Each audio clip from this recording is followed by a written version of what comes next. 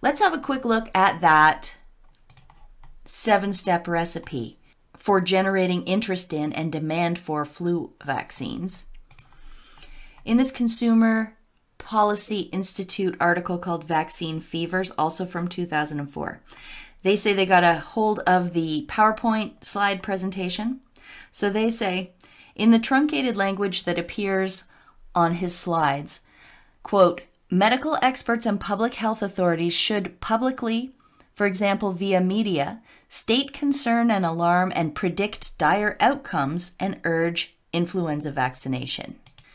This recipe, the slideshow indicated, would result in, quote, a significant media interest and attention, and B, framing of the flu season in terms that motivate behavior, such as very severe, more severe than last or past years, or deadly.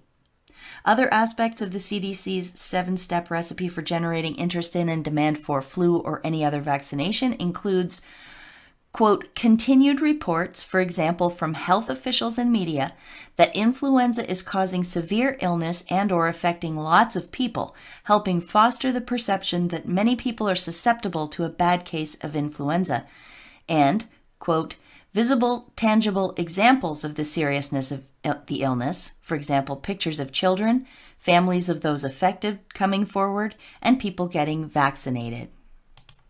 Well, in my video a couple videos ago, we went over Dr. Colleen Smith at that Elmhurst Hospital where they characterized, she shot undercover footage supposedly in there and said it was apocalyptic. This is where we get the image of the morgue trucks. This is the seed moment of the hysteria over the lack of ventilators. That's all Dr. Colleen Smith. And if you watched my video, you know there's a lot of questions surrounding whether or not that was authentic. Was it just following the advice of how to create interest in and demand for flu vaccinations? The evidence keeps mounting up that this is a plan, a long-term, decades-long strategy by these public health type of people. I was listening to a Facebook post by a doctor someone sent me, and I couldn't find it again. But he came up with the perfect analogy for why this is such horrifying criminal behavior.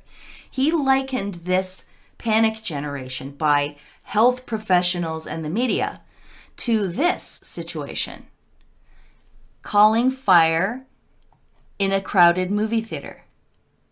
It starts a stampede. It kills people. Generating panic falsely is a crime. That is one of the limits on free speech, isn't it? I thought it was a great analogy, so I thought I'd share it with you. Remember Laura Burks? She works for Bill and Melinda Gates now, but she used to work for USAID. And when she was at USAID, she gave a talk where she said that the private sector can only join in global health if they are guaranteed a market. And what's the market for health providers? Sick people. That's their market.